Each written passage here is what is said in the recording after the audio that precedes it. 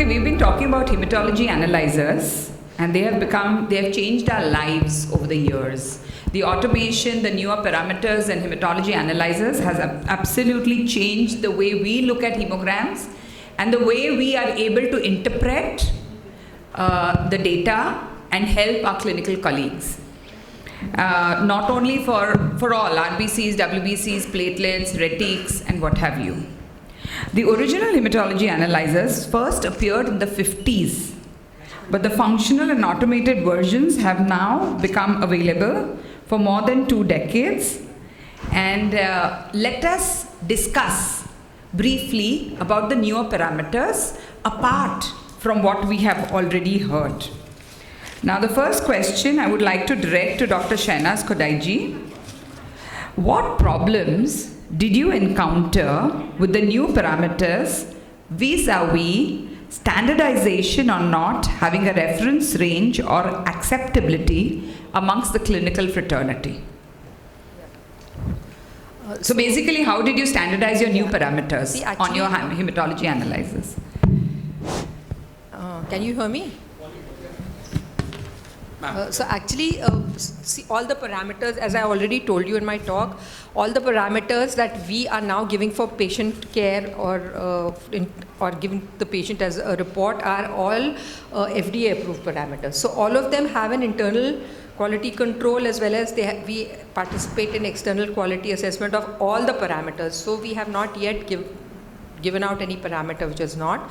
And so they also have some published normal ranges, but we validated all the normal ranges in our labs because they are very few and far between these reports of normal ranges and all these parameters.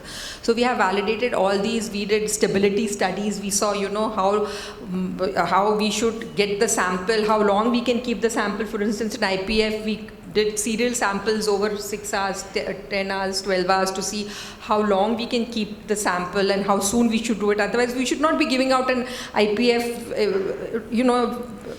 without knowing that it deteriorates after 12 hours or 14 hours or whatever. So we've done all of these studies. And so this was actually the easiest part to validate. Then we took up some studies in specific groups of patients like IPF and dengue. We did a study in sepsis where we did the mean neutrophil volumes from the LH analyzers. So we took up various different groups and all. So whatever we did, of course, there's always a clinical arm to what you're doing, because if it is not, then it is not relevant for clinical practice. You cannot put it into clinical practice if you don't know what the outcomes are of these patients or whether you're actually really helping these patients or not. So every research and lab has to have a clinical outcome and has to be beneficial to the clinician. But the difficult part was to sell it to the clinicians initially. So we kept having little seminars and little meetings with clinicians, with clinician groups, to tell them how useful it is, how good it is, etc., etc. And then starting slowly from clinicians in our own hospital, mainly hematologists who ask for all these parameters like reticulocyte counts, IPF, etc., mainly useful to them. But apart from that, even the other physicians have now started asking. And then slowly from our hospital, it spread to other hospitals, whereas as of now, I can say many hospitals in Bombay are giving out these parameters. We were the first ones to start. We are the ones who validated. They have taken out, adapted our validation for their reports, which is fine. If anything is published and you can quote the source of it, it's fine. And that's how we started slowly, but now we get a sizable number of requests for IPF and for reticulocyte counts.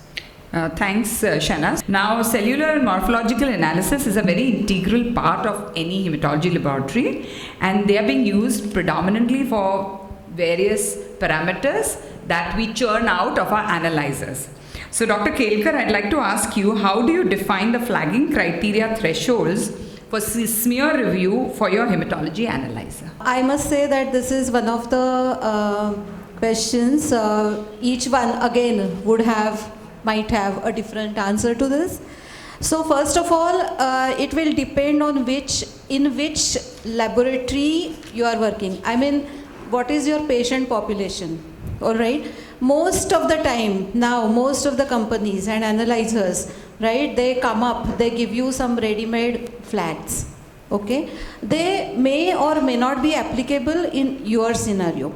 So what we do, we are an institutional based laboratory. We get a diverse kind of patients. Okay, some centers may be there who would have, just a routine checkup as the majority chunk and some abnormal patients.